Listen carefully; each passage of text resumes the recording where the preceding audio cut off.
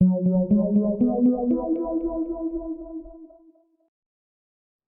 for having me. I'm very excited to be here to share some thoughts about entrepreneurship, about my journey in particular.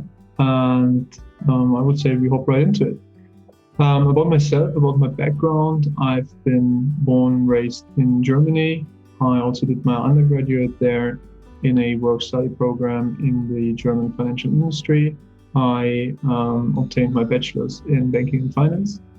And after completing the bachelor's, I worked for another 1.5 years full-time in that bank and eventually became the deputy head of a department there. After 1.5 years, then I left the job to pursue my master's.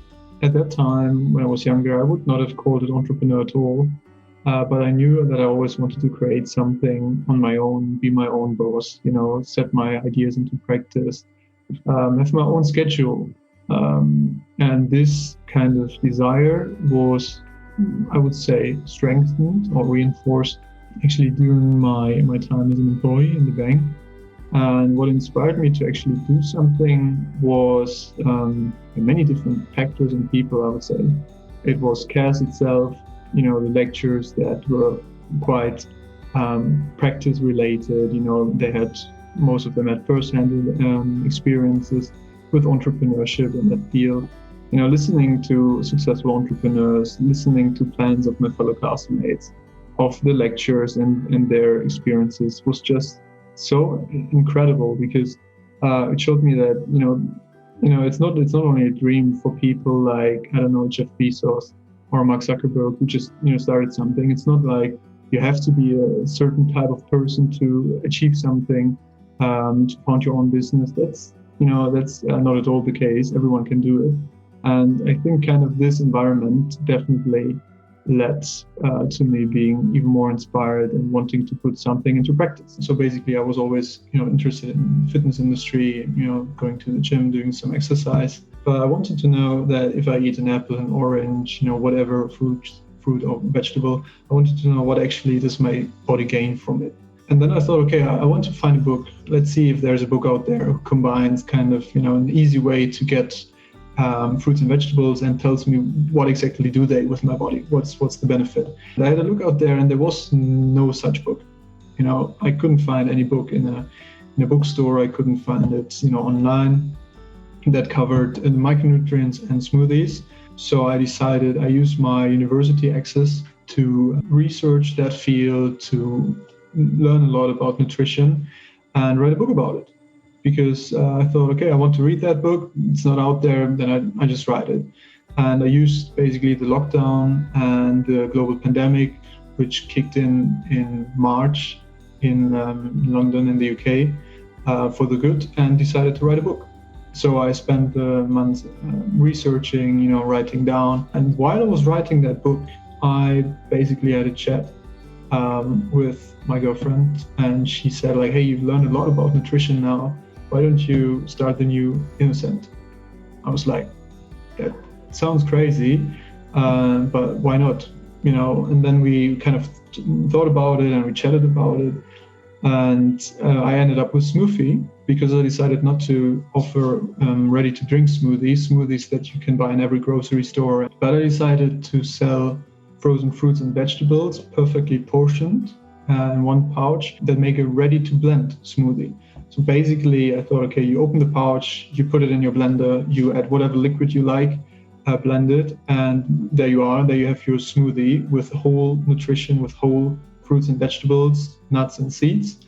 That's basically everything that's in there. So only natural ingredients, no artificial substances, no juice, no puree, no sweeteners.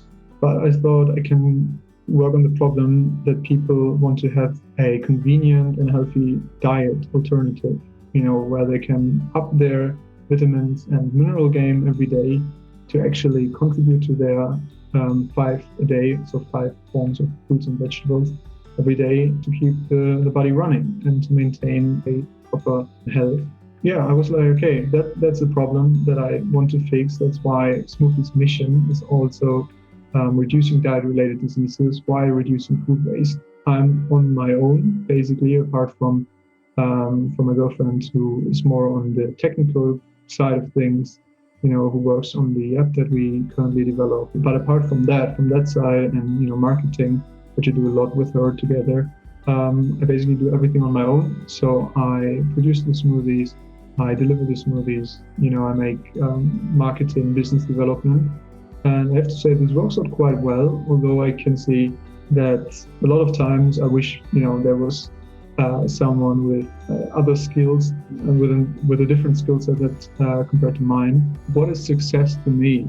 I would say being good at what you do and reach the goals that you put out for yourself and reaching these goals is actually what I would call successful, because you don't need to build the next Amazon, for example. If you reach your goals and if you keep doing that, then I would say you're successful from my point of view. So just being very disciplined, setting goals and then working towards them. It doesn't matter how small the steps might be.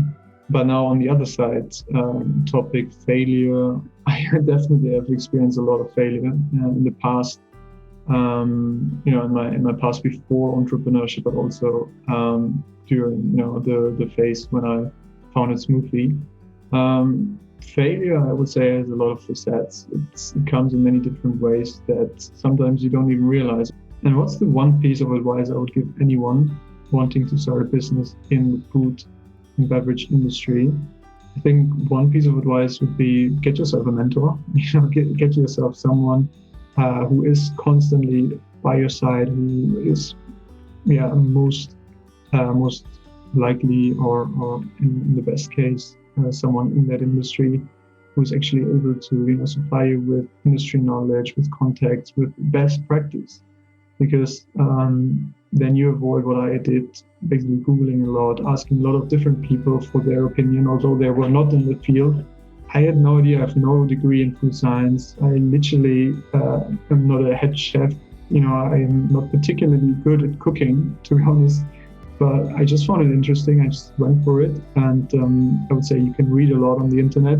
And you just have to, maybe that's a better piece of advice for the one piece. You just have to decide very early, what you want to trade. You want to trade time or money? I would ask myself very early on, what's my budget? What do I want to spend on that company, on that idea?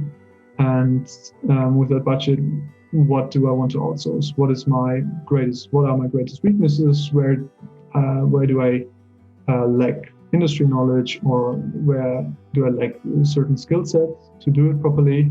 And then I would say, okay, I have that amount of money. This is what I lack. I just want to spend money on that and focus on the other things.